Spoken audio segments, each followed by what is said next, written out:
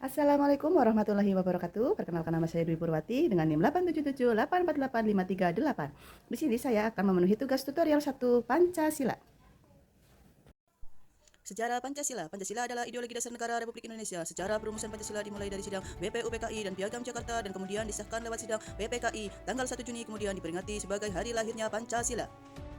BPUPKI, Badan Penyelidik Usaha Persiapan Kemerdekaan Indonesia. BPUPKI dibentuk pada tanggal 1 Maret 1945 yang diketuai oleh Dr. Rajiman Widyoningrat.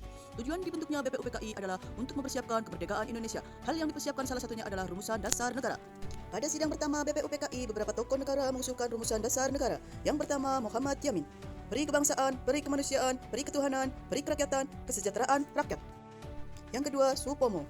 Paham persatuan, perhubungan negara dan agama, sistem badan permusyawaratan, sosialisasi negara, hubungan antar bangsa yang bersifat Asia Timur Raya. Yang ketiga, Soekarno. Kebangsaan Indonesia, internasionalisme atau peri kemanusiaan, mufakat atau demokrasi, kesejahteraan sosial, ketuhanan yang berkebudayaan. Kemudian dibentuklah panitia kecil untuk membahas rumusan dasar negara Indonesia yang diusulkan oleh Muhammad Yamin, Supomo, dan Soekarno dinamakan Panitia 9. Anggota Panitia 9, yang pertama Soekarno, 2 Muhammad Hatta, 3 Ahmad Soebarjo, 4 Muhammad Yamin, 5 Agus Salim, 6 Abdul Kahar Musaik, 7 Abi Kusno Cokro Sojoso, 8 Alexander Andreas Maramis, 9 Wahid Hashim. Panitia 9 berhasil merumuskan naskah rancangan pembukaan UUD yang dikenal sebagai Piagam Jakarta. Rumusan Pancasila yang terkandung di dalam Piagam Jakarta adalah sebagai berikut. 1. Ketuhanan dengan kewajiban menjalankan syariat Islam bagi pemeluk-pemeluknya. 2. Kemanusiaan yang adil dan beradab. 3. Persatuan Indonesia. 4. Kerakyatan yang dipimpin oleh hikmat kebijaksanaan dalam permusyawaratan perwakilan. 5. Keadilan bagi seluruh rakyat Indonesia. PPKI, Panitia Persiapan Kemerdekaan Indonesia. PPKI dibentuk untuk menggantikan tugas BPUPKI setelah dibubarkan pada tanggal 7 Agustus 1945. Sidang PPKI diadakan selama 3 hari pada tanggal 18 sampai dengan 22 Agustus 1945. BPUPKI lalu mengadakan sidang kedua dengan beberapa agenda. Salah satunya adalah membahas hasil kerja Panitia 9. Akhirnya dihasilkan sejumlah kesepakatan termasuk kesepakatan dasar negara Indonesia yakni Pancasila seperti yang tertuang di dalam Piagam Jakarta. Sidang pertama PPKI pada tanggal 18 Agustus 1945. Diputuskan perubahan sila pertama yang semula berbunyi ketuhanan dengan kewajiban menjalankan syariat Islam bagi pemeluk-pemeluknya menjadi ketuhanan yang Maha Esa. Usulan ini disampaikan oleh Muhammad Hatta.